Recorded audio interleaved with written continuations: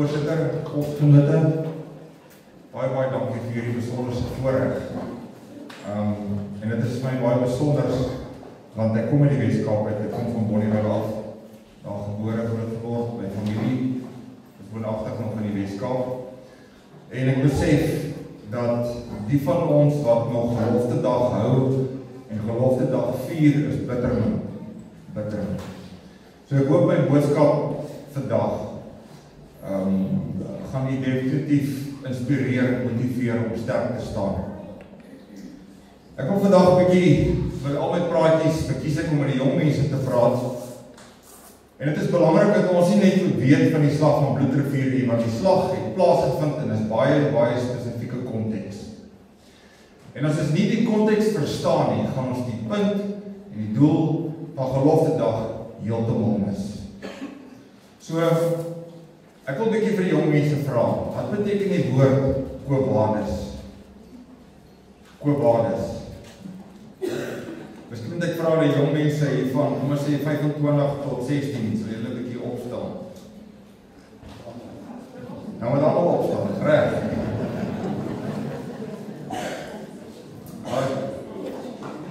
Daar is 'n dame wat nog redelik dapper is. Right. Goed, wat beteken die woord Quo Vadis? Is daar dalk van die volwassenes wat my kan sê wat beteken die woord Quo Vadis? Goed, dit beteken waarheen. En dit kom uit die Vulgaat-Bybel van die Rooms-Katolieke Kerk wat in Latyn geskryf is, in die teksgedeelte Quo Vadis Domini. Waarheen, Rabbi? En dit is gevra deur Petrus wat vir die Here Jesus gevra het, waarheen, Here? En interessant, dit is ook waar die woord Domini vandaan kom. Is van die Latyn Domini, wat die vertaling is van Rabbi. En wat is dus 'n Quo Vadis oomblik? Wat is 'n Quo Vadis oomblik? Dit is 'n oomblik waar jy met jou rug teen die muur staan. Waar jy heel waarskynlik die vyand en of die situasie heeltemal onderskat.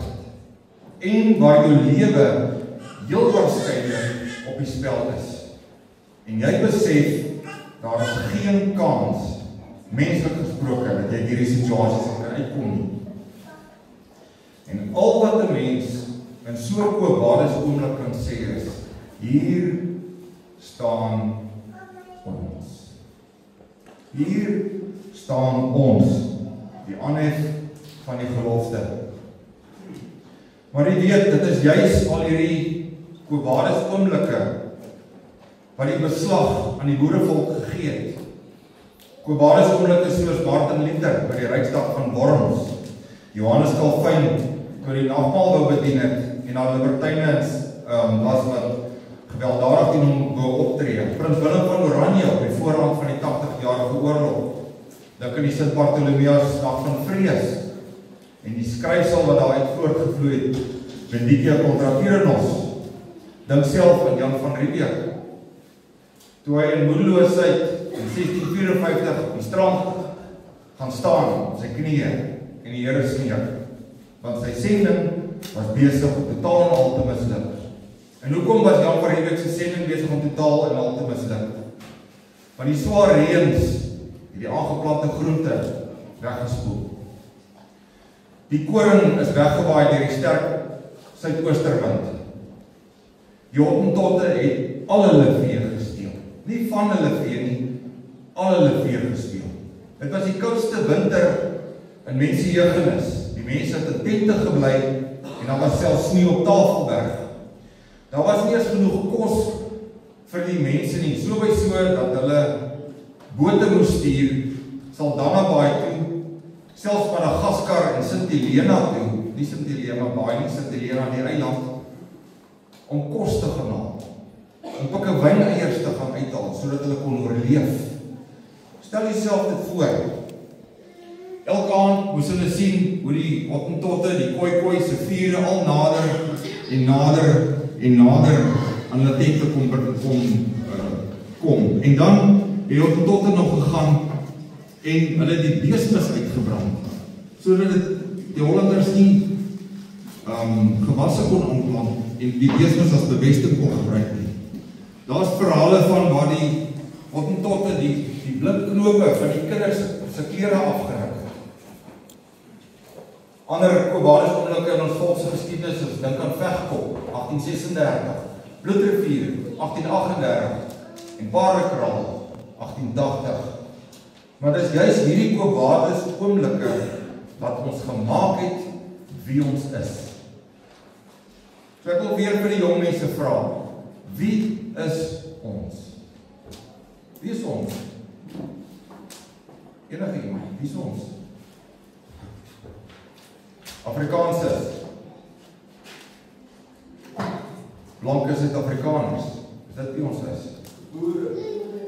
Ons is die boerevolk. Ons is die boerevolk.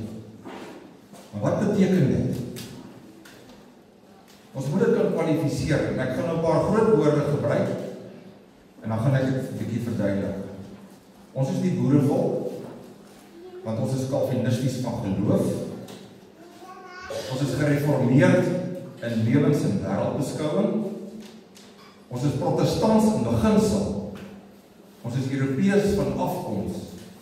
En ons glo onwrikbaar dat die verbond al hierdie entiteite mekaar as 'n eenheid saambind.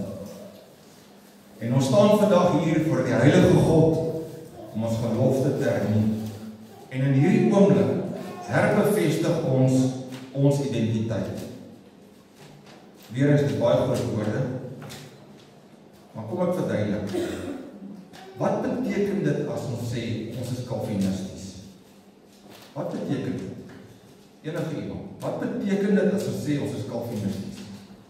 Ek wil nie net hê dit moet woorde wees nie. Ek wil graag hê dat ons moet verstaan wie ons is om uiteindelik die slag van Bloedrivier te verstaan. As ons sê ons is Calvinisties, wat beteken dit? Enige iemand?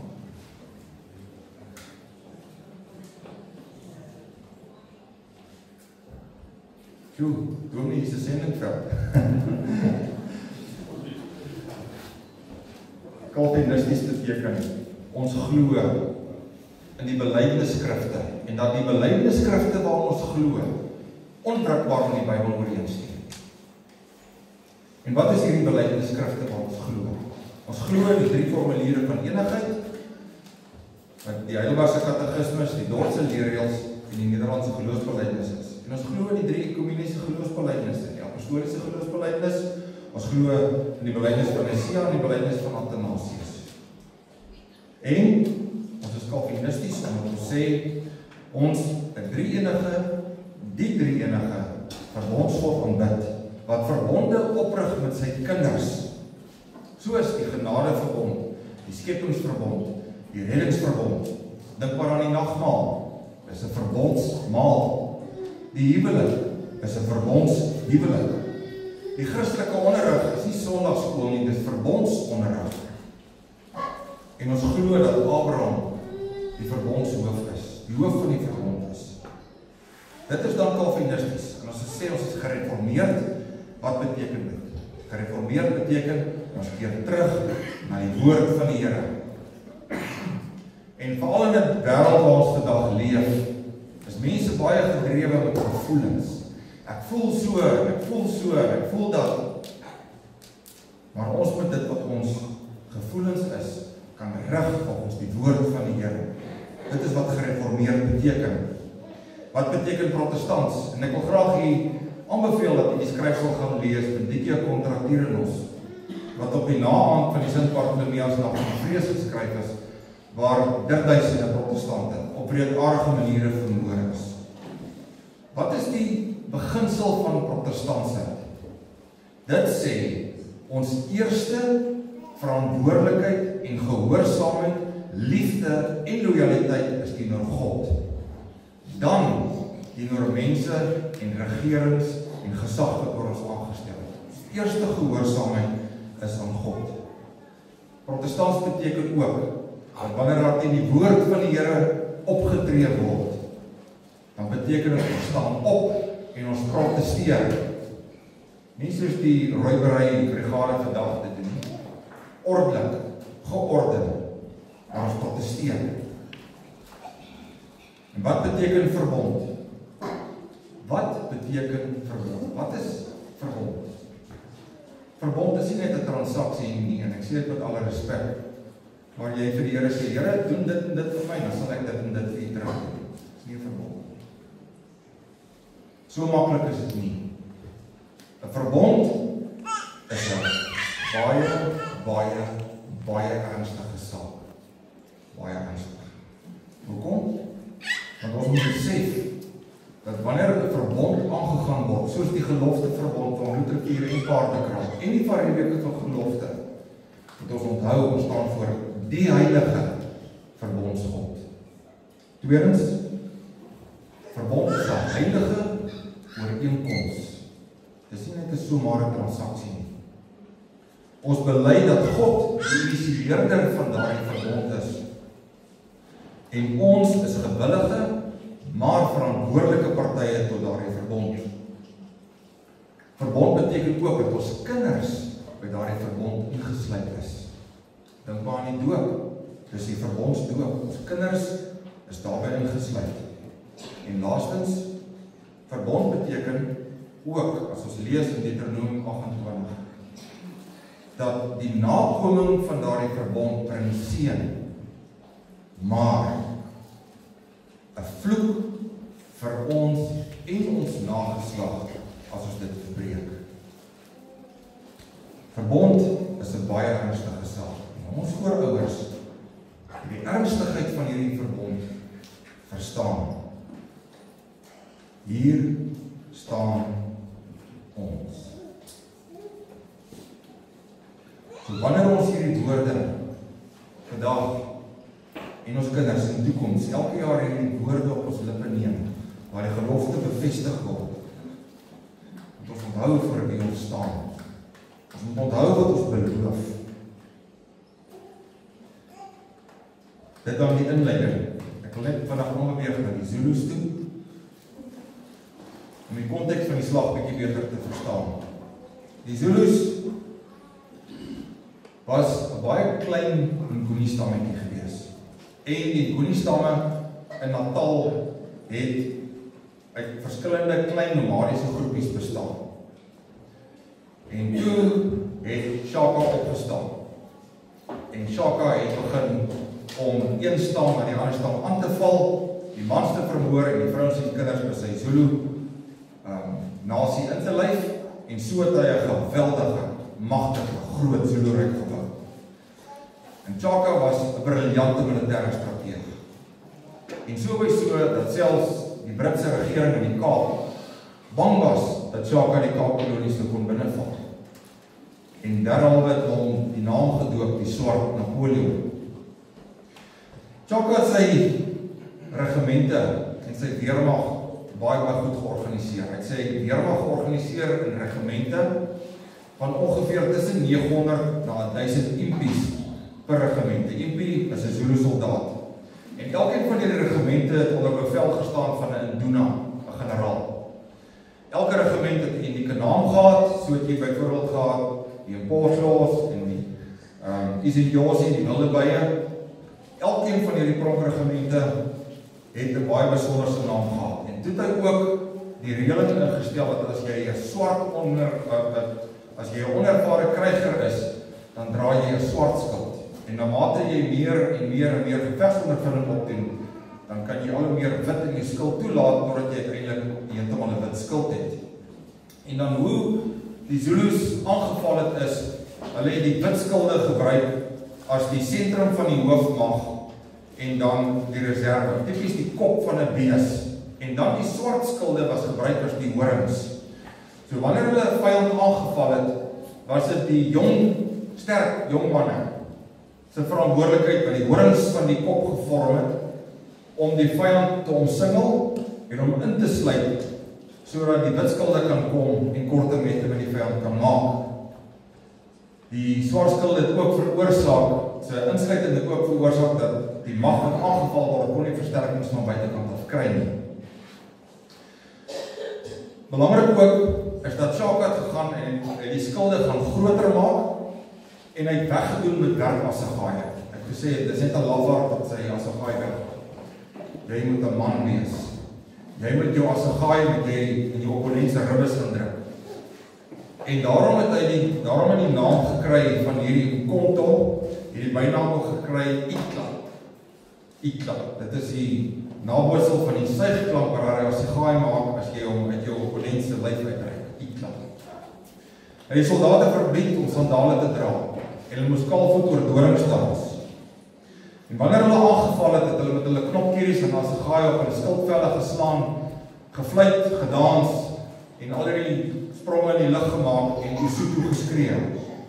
Maar die impak van Chaka se veldtogte was nie net beperk tot die Zulus of tot Natal nie. Ons weet dat Solkaats of Nzelekatsi, wat 'n Zulu Induna was, 'n Zulu prins, het weggebreek met 2 regimente en uit homself daar in die Wes-Transvaal gaan vestig. Daar in die omgewing van Zeerust en Groot Mariko het hy Mosega en Kapain opgerig. En Nzelekatsi self het 'n geweldige terreur veldtog gevoer in die binneland van Suid-Afrika, die Vrystaat en in Transvaal. En dit word vertel deur ons voorouers in die dagboeke dat toe die eerste voortrekkers daar by Tabansio in die Vrystaat aankom, het hulle van ver af hierdie besonderse wit kol in die berg gesien. En hulle het die berg toe Blesberg genoem. En toe hulle nader kom, sien hulle wat is mensgeraamd is. En Solkaats het van die inboorlinge in die Vrystaat lewendig van my kraanse afgegooi. Nou stel jouself voor, hoeveel mense moet jy van 'n kraans afgooi, dat 'n mens van 'n ver afstand daardie besonderse wit kol in die berg kon sien. Dit word vertel deur ons voorouers dat hulle vele dorpe in puin gevind het. Dit word deur ons voorouers vertel dat soos die Ossewaans deur die vlaktes van die Vrystaat getrek het, hoe die Ossewa wiele gekraak het oor die doodsbenere van miljoene swartes. Konservatiewe skattings reken dat ongeveer 1 miljoen swartes so vermoor is teen mekaar. Dan net terug na Jan van Riebeeck. So met dit in agtergrond van wie die Zulus is, waar hulle vandaan kom ons gaan kyk 'n bietjie na die voortrekkers. Die koms van Jan van Riebeeck, die stig van 'n verversingspos, die bou van Fort Goedehoop en laterand die bou van die kasteel in die Kaap, het nie net die fisiese landskap verander nie, maar het hierdie Calvinisties, protestants gereformeerde beginsel het ook 'n vaste voet en 'n geestelike tuiste en 'n fundament van 'n nasie gevorm wat vandag die boerevolk is. En as gevolg van gevare van die inboorlinge moes die boere noodgedwonge hulle self verdedig. En dit is waar die kommandostelsel vandaan kom. En interessant, het al seker baie gehoor dat wanneer die Amerikaners of die Britte praat van commando. Commando, dit is 'n term vir spesmagte. Maar dit is ontleen van ons geskiedenis, ons mense, iets om baie trots te wees. Nou wat was so 'n commando? Commando het gewone burgers uitgestaan, gewone mense, met geen formele militêre opleiding. En manne tussen ouderdom 16 en 60 jaar is opgeroep vir hierdie commando, om commandodiens te gaan verrig. En dan was dit jou plig gewees om met jou eie perd, jou eie geweer, jou eie ammunisie en mondprogram van ongeveer 9 tot 10 dae by 'n spesifieke plek op te daag. Die burgers van 'n streek het 'n kommandant verkies. Onder die kommandant was daar gewoonlik 2 tot 3 veldkornette en onder die veldkornette was daar gewoonlik 2 tot 3 veldkomeraals gewees. Die veldkornette se verantwoordelikheid was om van plaas tot plaas te ry saam met die veldkorporaal en die burgers te gaan oproep vir kommandodiens. As ons kyk net na die groot trek self, wat was die oorsake van die groot trek? En dit is belangrik dat ons dit verstaan, want dit weerkaats die beginsels waarom ons mense glo. Die eerste oorsaak is die Slagtersnek van rebellie van 1815, waar Besuidnout en sy medemense in openbaar opgehang is. En waar die Britse kolonel Keiler sekerlik een van die grootste wandade in geskiedenis gepleeg het. Hoe dit werk is, as jy iemand ter dood veroordeel en die heffing word getrek en die galgtou breek, dan is dit internasionale wetgewing en dit word geag as 'n ingryping van God. En dan moet daardie persone vrygestel word. 4 van daardie galgtoue breek. Hoe ken ons die brugte? My boere is weggevang en weer 'n keer opgehaal. En hartseer om te sê, dit was die dood ook van Hans Dons de Lange, die bekende voortrekkerleier in 1860 in Natal. Die tweede belangrike rede vir die groot trek was Ordonnansie 50. Ordonnansie 50 wat gesê het dat blank en nie blank is gelyk met mekaar gestel. En wat interessant is, ons gereformeerdes glo nie in die gelykheidsbeginsel. Dit is 'n ander gesprek. Die invloed van die filantrope. Filantrope is, in baie eenvoudige taal gesê, is linkse dominees.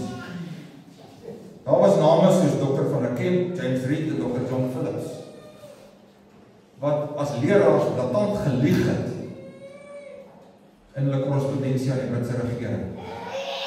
Snaaks genoeg, toe die oorlog in die oosgrens uitbreek, het 2 van die verweetheid gehad om tussen die voortrekkers te kom wegkry.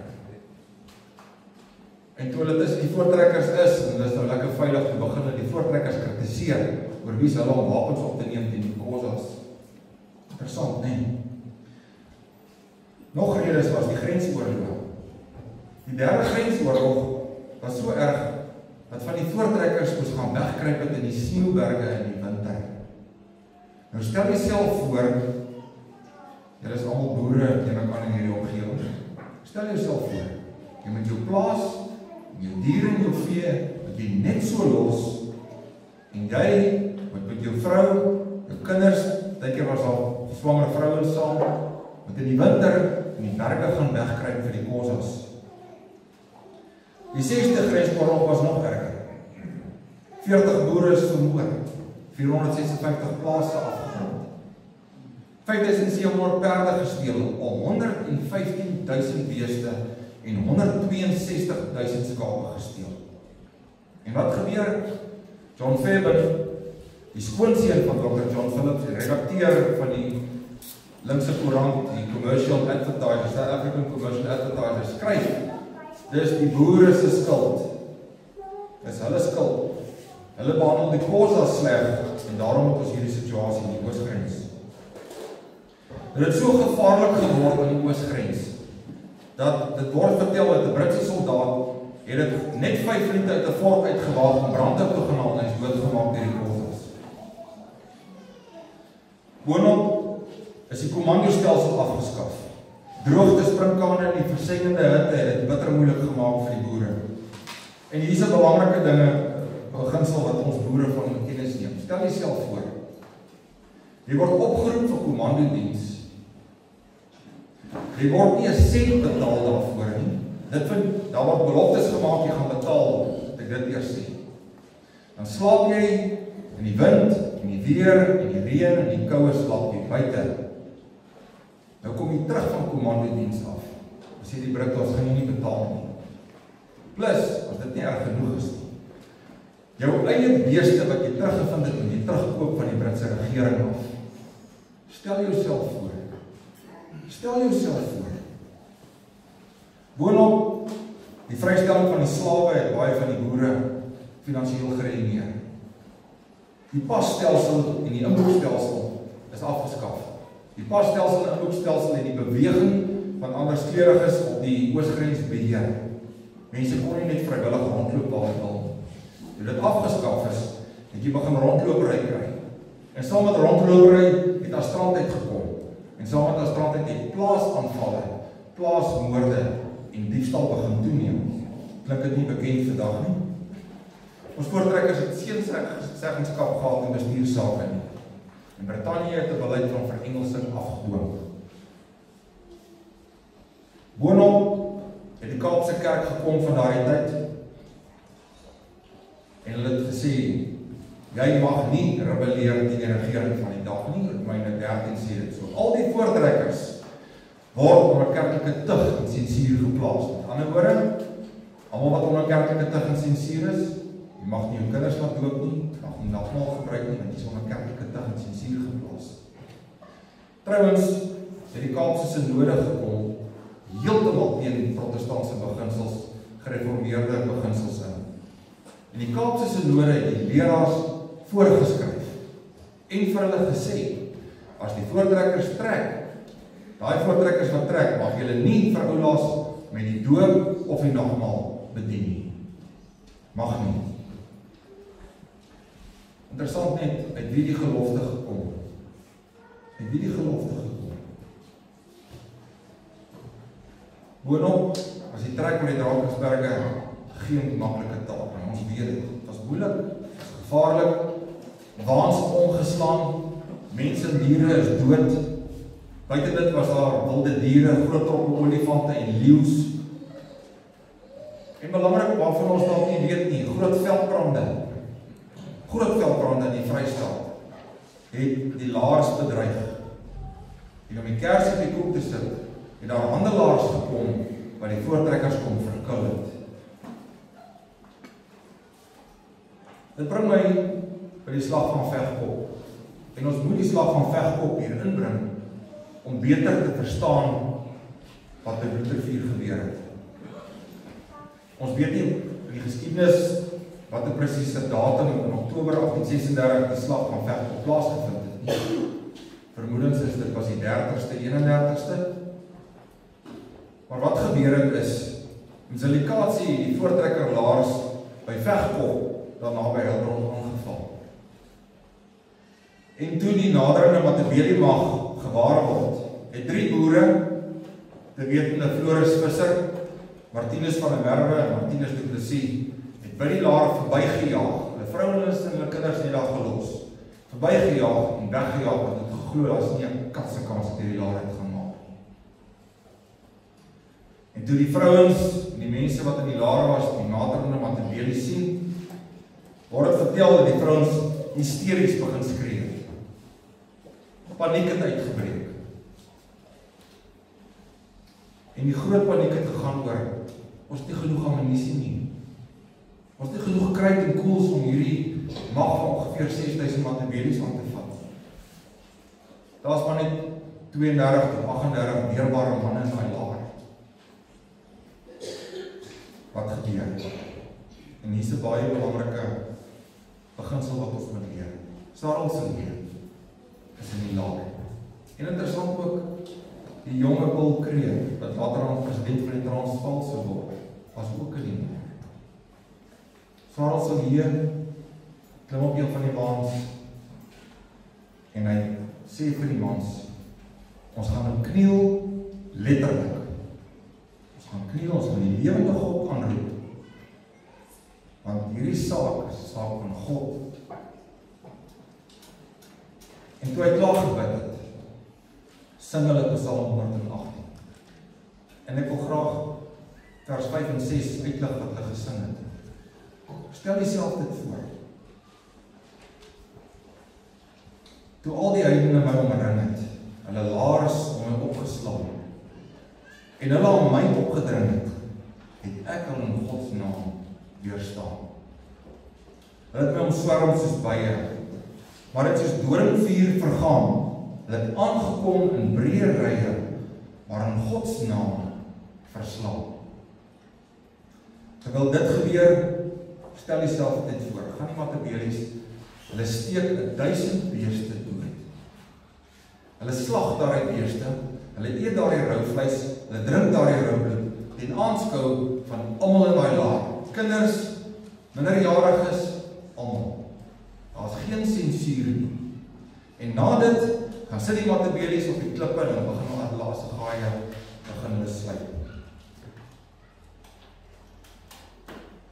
Die situasie was so desperaat, dat die voortrekkers, die kruit het hulle kruitworms uitgehaal het en in blikborde gepak het, agter die mans.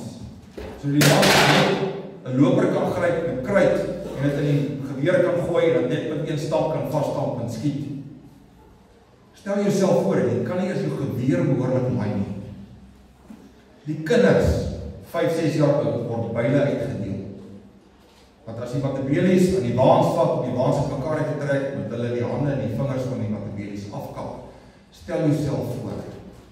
Stel jouself dit voor. Maar wat gebeur in hierdie Quo Vadis oomblik? Wat gebeur? Na die slag bly daar 430 Matabele lyke op die slagveld agter. Binne die laar word 1137 assegaaie opgetel. 2 trekkers dood, 14 gewond. Is dit nie 'n wonderwerk nie? Is dit nie 'n wonderwerk? 2 trekkers dood, 14 gewond. Ons weet dat later maar 'n jaar die Matabele's verslaan. In Januarie 1837 en later in November 1837 is die Matabele's verslaan. En die voortrekkers het Natal binne getrek. En hier is nog 'n baie belangrike ding waarop ek afgekom het en wat ek graag met u wil deel. Want ons moet ons mense van daardie tyd verstaan om volkome te kan verbind word in die gelofte. Pieter Tief word verkies as die gouverneur van die voortrekkers. En so het nog gekom op Sondag 11 Junie 1837 word hy ingesweer. En die Calvinisties gereformeerde protestantse belydenisskrifte is ons so kosbaar, dat hy sy hand nie op die Bybel nie, maar op die belydenisskrifte plaas. Sy regterhand in die hand in die lug steek met 2 van sy vingers uitgestrek, toe hy ingesweer word.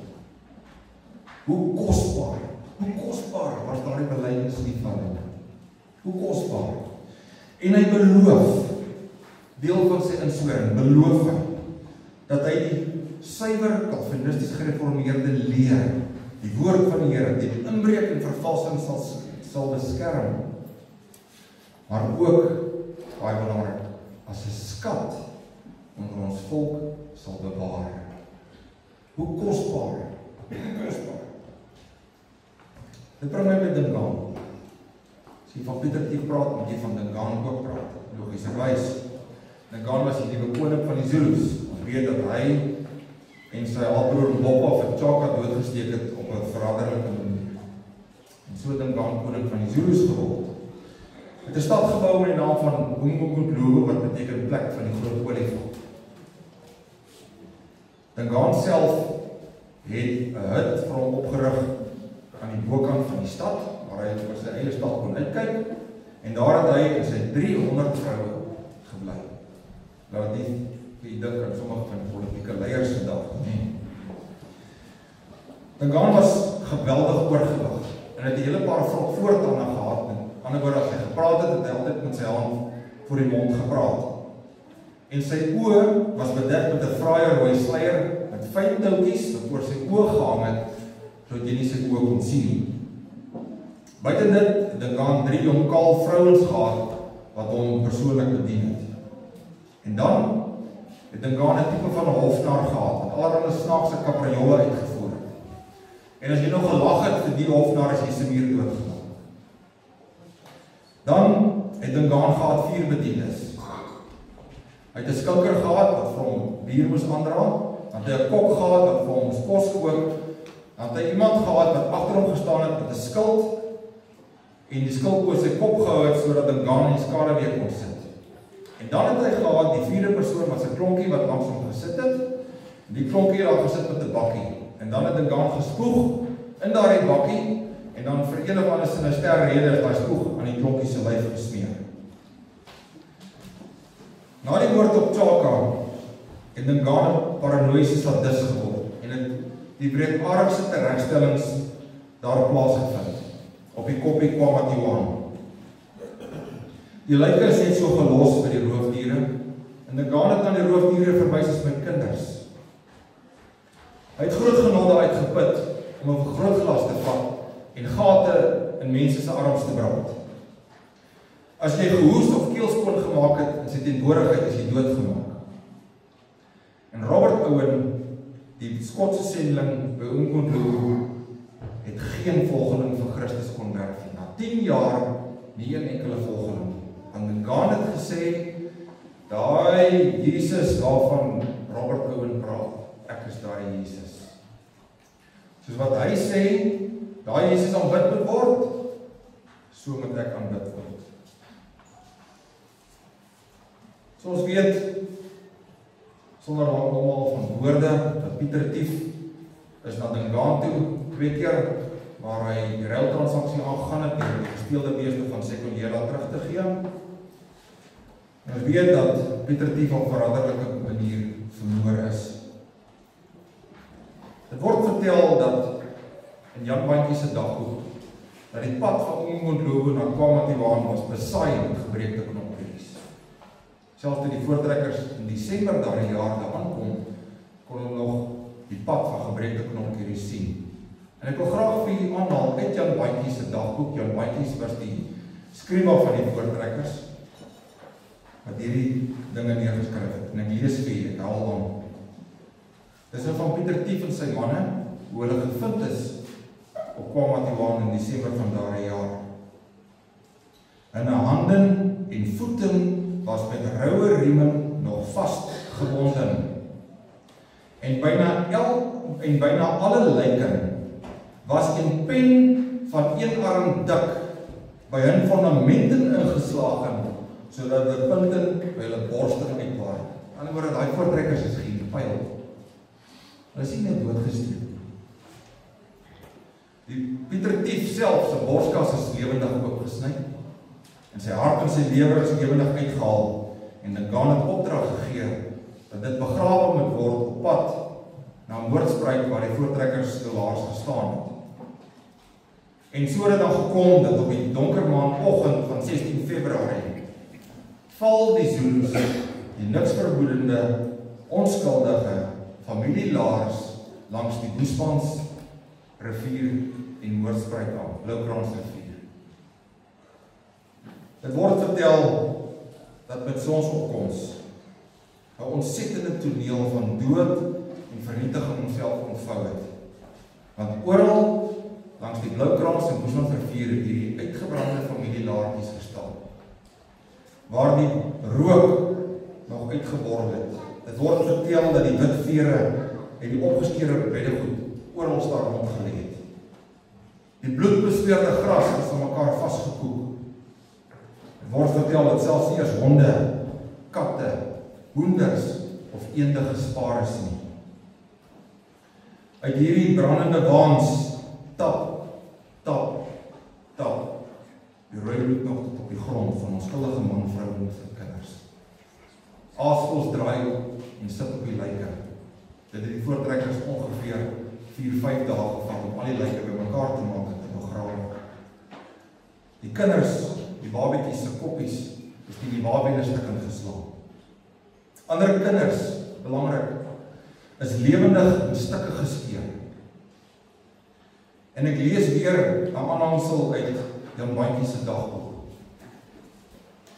Kinderen met 'n stok, die mond ingeslagen en op die kroon van het hoof uitkomende. Vrouens opengesneden met 'n inwande uitgetrokken, soos die lijk van 'n juffrou Woods. Hoekom sê ek dit? Maar dit is belangrik te verstaan die smart, die hartseer van kinders van die Here, wat hierdie barbaarse tonele moet aanskou. En nêrens leer sy ons van posttraumatiese stres. Hoekom? Want hulle geloof was begrond. Ek sê dit as 'n soldaat, oud soldaat. Aan die einde van die dag, daardie dag 40 mans, 56 vroue, 185 kinders, 250 bedienis word vermoor. Jan Bantjie skryf in sy dagboek dat in een Ossewaal het hulle 21 lyke gekry van vrouens en kinders. Een Ossewaal. Van die kinders wat ondergelê het verdrink in die bloed.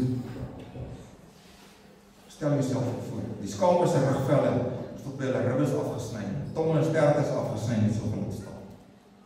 Die sarel sal jy dit sien. Toe haal hy sy hoed van sy kop af en hy sê, o God, sal die bloed van die suigeling by my gebreek word. Die voortrekkers se woorde, let op wat was die voortrekkers se woorde. Ek dink ons moet nie eers onsself vra, Wat sal die eerste woorde uit ons monde wees?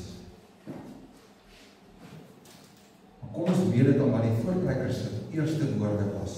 Dit was: Ag God, ag Here, hoe gedigd, hoe groot sin uw oordeeling oor ons. Het word vertel dat mense oor hom trane was, kon hom van ver af oorhuil, en hulle sing die treffende Psalm 130 aan, die dieptes gaan verloor, maar redding ver vandaan. In te midde van die moedeloosheid kom Gerard Maritz, hy organiseer al die voortrekkers in 3 gefortifiseerde laars. Hulle gaan soek die vlugtelinge. Daar word vertel van swanger vrouens, klein kindertjies, wat byna naak, voete vol dorings, sommige van hulle in doringbome gekruip het, gevind. Die mense word begrawe. En in een van die laars word die mans opdrag gegee om op te saal en die Zulus tegemoet te gaan ry. En vir die vrouens word gesê, is niemand om julle te beskerm nie. Pak julle goed, vlug in die Drakensberge en gaan kruip weg totdat ons terug is. Stel jouself dit voor. Dit is opoffering vir jou en vir my. Dit is mannemoed. Dit is geloofskrag. Word ook vertel dat by een van die waans daar 'n Engelsman gevind, besig om oorlede Hans Poseidon se wa te plunder. En hy was geklee in Zulu gewaad. Natuurlik het hy die lewe gelaat, ons sal nie daarop ingaan. Maar daar is bewys, onomwonde bewys, dat die Britte agter die ophits en aanhits van die Zulus gesit het. So het dan gekom dat die vrouens die mans moed ingepraat het. Die mans besluit om met 'n kommando van 347 man op die 6de April 1838 in die Zulus uit te trek. En ons weet, die geskiedenis vertel ons, dat op die 10de April word die voortrekkers in 'n hinderlaag by Italië ingelok. En ons weet dat Toetuis en sy seun Dirkie die lewe laat. Hendrik Potgieter word van lafhartigheid beskuldig en kry die naam die vlugkommando in 'n geepad. Op maandag 13 Augustus 1838 val 'n Zulu mag van ongeveer 10.000 Zulus die voortrekker by Gatslaar aan.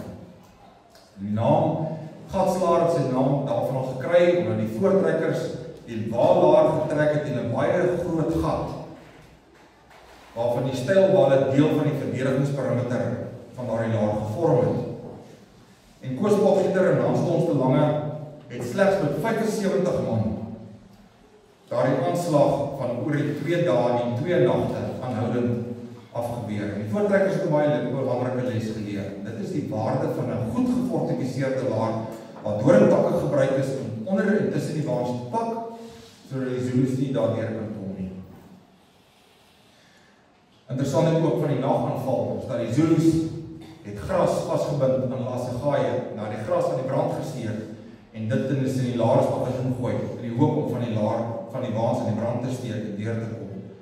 Maar God beskik 'n oorwinning vir ons voorouers.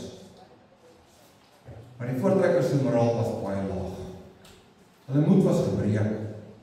En er word vertel dat in die najaar en die winter van 1838 het sterk binne en haalstorms die tente verskeur. En die waadtente, die bietjie wat nog oor was, verskeur. Honger en moedeloosheid het ons mense aangegryp. Die aangeplante gewasse wou nie groei. Die vee en die perde was maar. Koors en masels het uitgebreek onder ons mense en baie het van malaria gesterf. Onder andere die voortrekkerleier Gerard Maritz op 23 September 1838. En dit is in hierdie omstandighede waar die slag van Bloedrivier homself afspeel. Wees ons Corvalis. En hier beskik die Here dat Anders Pretorius opdaag die 22ste Oktober 1838, toe hy die eerste laars aan die onderkant van die Modderrivier binne ry. Met 60 man in Griekie het daar inderdaad nuwe hoop onder die voortrekkers opgevlam. Hy word beskryf as 'n weltoegeruste en gesabelde dragonder. 'n dragonder is voortrekkers, die berede kavalerie soldaat. En hy word toe verkies as hoofkommandant. 'n Paar dae later, en hy besluit dat daar werklik en kragtadig teen die Zulus opgetree sal word. En hy maak die mense bymekaar. In militêre terme praat ons van 'n versamelgebied. Versamelgebied is 'n veilige gebied binne die operasionele gebied waar jy jou mense bymekaar kan kry, jy kan hulle groepeer, jy kan vir hulle toerus, jy kan miskien 'n bietjie opleiding doen, jy kan 'n paar drills oefen en dies meer. Hy kry hulle beskietrig bymekaar. Hy het ook vir die vrouens opdrag gegee om lopersakkies te maak. So wat gebeur het is, hulle vat lopers, dan word daar 3-5 lopers in so 'n sakkie gesit, dan word dit toegewerk met naald en gare, en dan word hy sakkie dan in kersgas gedoop, en dan word daar die lopers as 'n eenheid gelaai in die voorlaaier, so wanneer die geweer skiet, dan skiet dit soos as 'n tipe van 'n algeweer. Hy het sy komando georganiseer, interessant, in 5 komandos, maar ook in 3 gemeentes. 3 gemeentes. En die gemeentes, die leiers van die gemeente was Sarel Silje, Piet Joubert en Karel Hopman. En die gedagte kom by die voortrekkers op om 'n gelofte af te lê. En ons as gereformeerdes glo dat God dit op ons harte lê dat ons 'n gelofte moet aflê. En Andries Pretorius het gesê, dit is reg, maar as een voorwaarde. Almal wat saamtrek, moet die gelofte aflê. Dan moet eenpaardigheid en eenstemmigheid wees. Die tweede belangrike ding, die geestelike leiers is opdrag gegee om elke mens, elke burger persoonlik te gaan besoek. Die erns van die gelofte om te verduidelik uit ons gereformeerde belydenisskrifte uit. Die redelike godsdienst van Brakel. En nadat alles die boere terugkom, gesê sal die gelofte aflê. En ons weet dat op 9 Desember 1838 by Wasbank het die voortrekkers die gelofte afgelê. Dit word vertel dat Sarel Silje het soos 'n Ou Testamentiese profeet op een van die kanonwaans geklim. En hy het albei sy hande so na die hemel uitgestryk toe die gelofte die eerste keer afgelê is. Totale afhanklikheid van God. Die opmars was baie goed georganiseer. En die waans het in rye van 2 of 3 langs mekaar getrek, so wanneer die Zulus op aanval kon dan baie maklik laar getrek word. En die laar was onder bevel van kommandant Moelman. En op pad na Umkhonto toe kon die voortrekkers gereeld sien die kommunikasievure wat die Zulus op die berge maak. En soos die Here dit beskik het, op Saterdag die 15de Desember, toe die voortrekkers die slagveld, en die volgende dag die slagveld sou word nader, het daar 'n snaakse gespannendheid onder die voortrekkers posgevat. En terwyl hierdie waalaars die slagveld nader, kom 2 verkenners aangejaag na Andries Pretorius, onder andere een na Noordse. En hy bring aan Andries Pretorius berig dat die Zulu leer is die voorgewaar. En Andries Pretorius gebied vir kommandant Moelman om dadelik laar te trek. Die voortrekkers van meeste van die waans was klaar deur die rivier gewees, wat beteken die waans moes omgedraai het en weer teruggekom het. En Sarel Silje sou later skryf dat die Here daardie slagveld beskik het. Want Zululand in daardie area is gelykweld met koppies af en toe. As geen bome nie, en die Here beskik dat die laar getrek sal word tussen die Nkomo rivier en 'n Donga, wat deel van die perimeter sou word. En terwyl Veldkommandant Moelman ongeveer 100-150 man die laar trek, gaan Anders Pretorius met 300 man en hy ry die Zulus tegemoet. En dit word vertel dat toe hy die Zulus daardie middag gewaar, toe rek sy oë. En vra ek u weer eens, hoe opvallend moes dit nie gewees het dat Jan Baantjies in sy dagboek skryf dat toe Anders Pretorius die Zulus gewaar het, toe rek sy oë. Want oral voor hom sit die Zulus bankvas. Hy, wat Anders Pretorius is, het daardie oomblik myns insiens die Zulus totaal onderskat.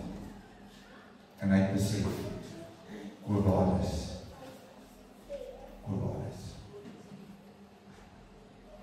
Nou verstaan nie, daardie aand, nadat die gelofte afgelê is, vir die laaste keer voor hy die slag plaasgevind het. Nou verstaan nie, hoekom het die voortrekkers gesing?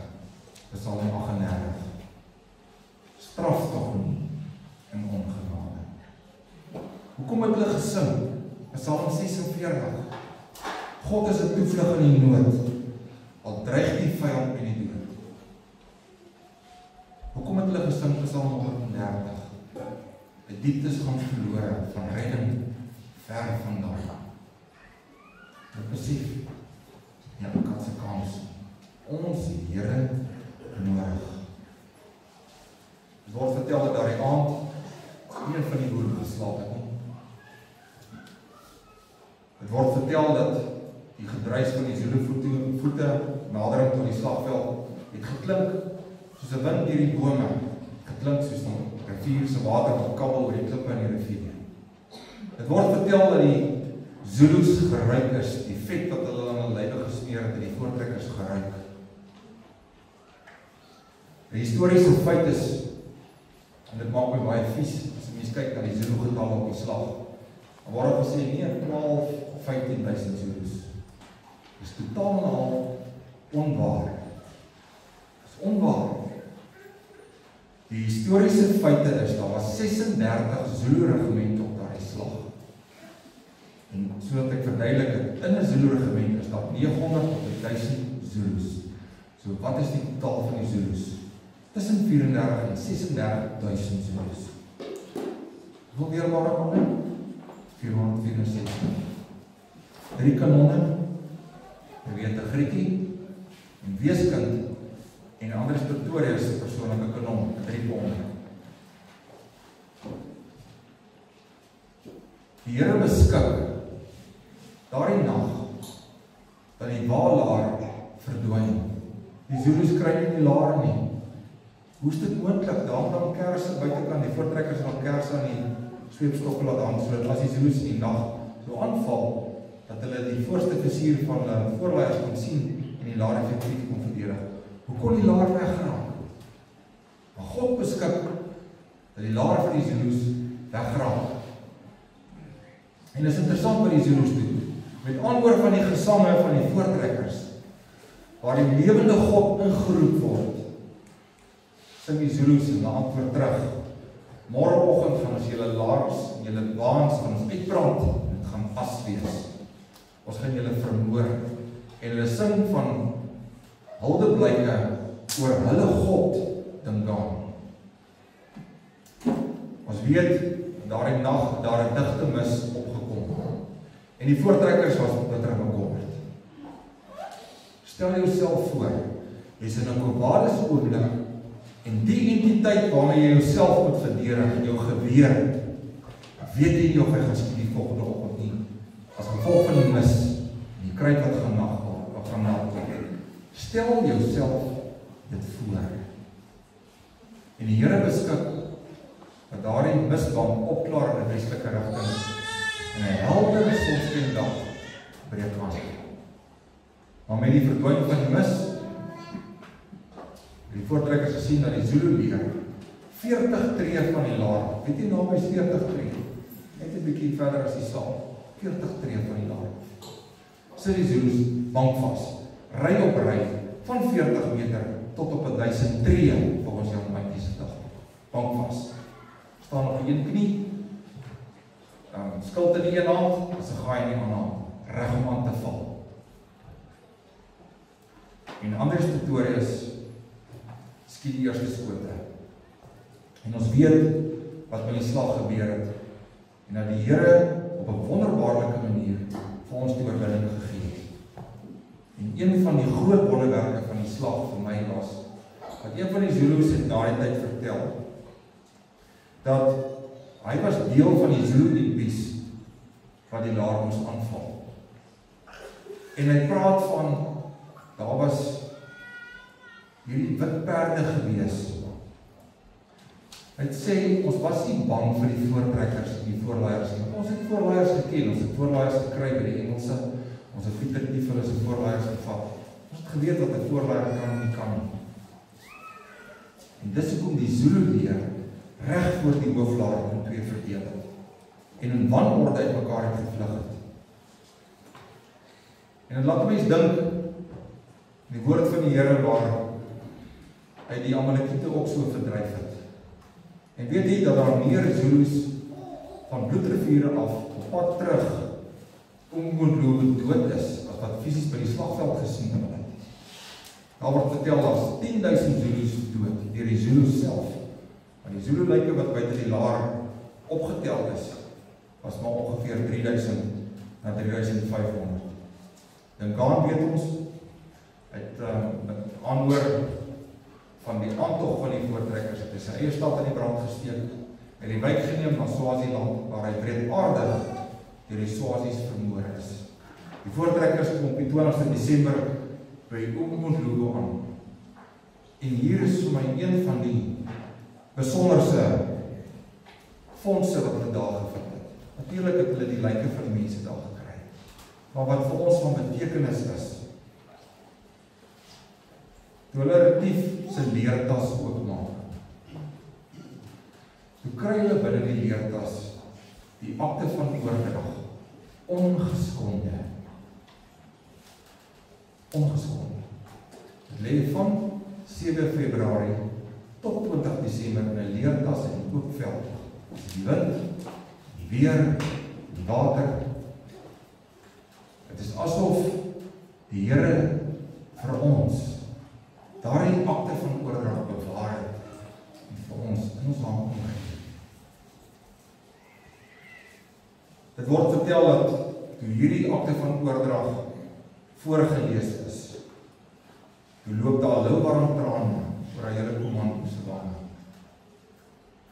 Die tweede ding wat vir my besonder was, binne in Retief se leertas, kry hulle die gebedsboekie van Konrad Mell. Konrad Mell. Konrad Mell se boekie bespat 'n klomp gedigte of gebede. Gebede wat 'n mens kan bid vir verskillende geleenthede. Gebede vir 'n begrafnis, vir 'n troue, vir 'n verjaarsdagpartytjie, vir droogte. As 'n mens moedeloos is, as jy bly is. Die doel van hierdie boekie was om gereformeerdes terug, om meer gereformeerd te bid. Want as 'n mens mos 'n verhouding met jou Skepper het, dan wil 'n mens mos heiliger lewe. Nie dat ons heilig is nie, maar ons wil heiliger lewe, ons wil meer gereformeerd bid. Net 'n paar van die wonderwerke van die Bybel. Het jy geweet, nie een enkele as 'n gaai daai Laar geval nie. Nie een. Al die assegaaie het in die grond voor die Laars vasgesteek. Daar was nie een enkele assegaai wat daar die Laar binne geval het. Tweedens, waarom het die Zulus nie hulle plan uitgevoer deur die Laar te beleer? Al wat hulle moes gedoen het, moes net die Laar omsingel het en uitgewag het. Daai osse, daai perde moet gaan water suip. Hulle moet gaan vreet. So dit beteken die waalaar moet oopgemaak word so die diere kan gaan suip en so dat hulle kan gaan wei. Hoekom het die Zulus van daardie korrekte plan afgewyk? Hoekom het die Zulus nie daardie nag aangeval? Hulle was bekend daarvoor om in die nag aan te val.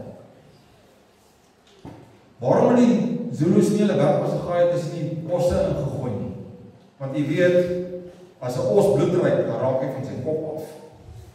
En dan begin daardie osse massa begin maal en draai en dan breek hulle die laar oop. En dit sou die aanduiding vir die Zulus gewees het om die laar aan te val. 'n Baie besonderse wonderwerk wat daardie slag ook plaasgevind het is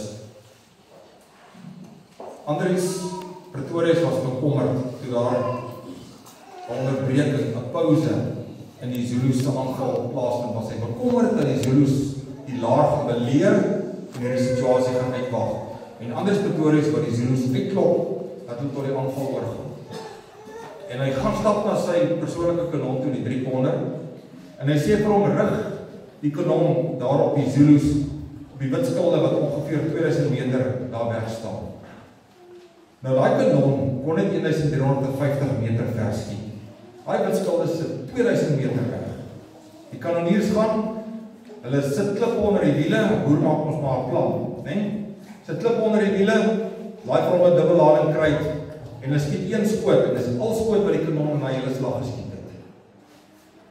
En die Here beskik dat daardie kanonkoel 2000 meter ver trek.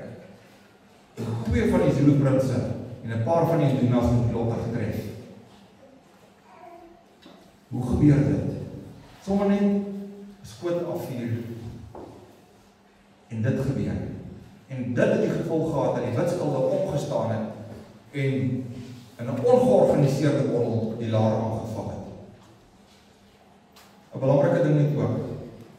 Kom mense en sê, ja, die voortrekkers het gewere gehad. Hulle het al hierdie moderne wapentuig gehad en die Zulus het eintlik nie 'n kans gehad nie. Hulle het dan as 'n gaai gekom. Dan daag ek daardie persone uit.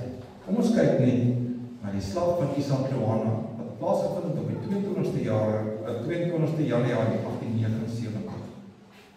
Waar 'n Britse mag van ongeveer 1300 man toegerus met slotaksie Martini Henry gewere, Gatling masjiengewere, snelvuurkanonne, 4 pyle, heliograafposte met 5 skoot Webley revolvers in 'n kwessie van 90 minute van die tafel afgefees. Hulle is almal tot die man te doodgemaak deur 'n mag kleiner as die mag wat by Bloedrivier beklei het. 'n Mag van ongeveer 20.000 Zulus.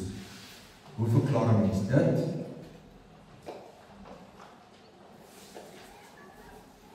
Ek sluit af met die toepassing van vandag. Die Nederlandse geloofsbelijdenis, vraag 2. Stel aan ons dat daar 2 maniere waaroor God, of hoe God homself aan ons openbaar. Die eerste manier is die algemene openbaring, waar as 'n mens, sodat daar geskryf staan, as mense in die aand aan die sterre kyk, dan moet jy besef, daar's 'n God. Dit was vir gisteraan so groot voorreg om typies plaaskind wat ek is, ek daar in die veld gestap en ek het net daar gaan lê en die sterre gekyk. Geen maan nie, jy sien al die sterre, dan moet jy besef, daar's 'n lewende God. En die tweede besonderse openbaring is deur sy woord. En vir my het God homself openbaar in die algemeen en in die besonder by die slag van Bloedrivier. Want daar is geen logiese militêre verklaring dat die voortrekkers kon nie. Geen. Quo vadis waarheen die voortrekkers by Bloedrivier en die boere by Parakraal het presies geweet wie hulle is en wat hulle wou hê. Hulle het geweet, hulle is Calvinisties protestants gereformeerd. Hulle het geweet hulle is van die Europese afkoms. Hulle het geweet wat 'n verbond is. En hulle het hulle self beywer vir 'n republiek wat gebaseer is op Calvinisties, gereformeerde, protestantse beginsels. En ek wil u aanmoedig, vra, ons soek ons vryheid. Ons strewe na 'n republiek om onsself te regeer. Maar ons moet baie seker maak van wat se tipe republiek soek ons. Hulle het hulle self beywer vir 'n kerk wat voldoen aan 3 kenmerke van die ware kerk van Jesus Christus in gevolg ons belydenisskrif. Waarin sy woordverkondiging, die bediening van die sakramente en die baie belangrik kerklike opsig en tug. Quo vadis van volk. Quo vadis terug na God. Terug ons Calvinisties, Protestants, gereformeerde leer. Terug na Bloedrivier. Terug na die volk en terug na jouself. En dan sal die 4 deur die raak. Ek dank u.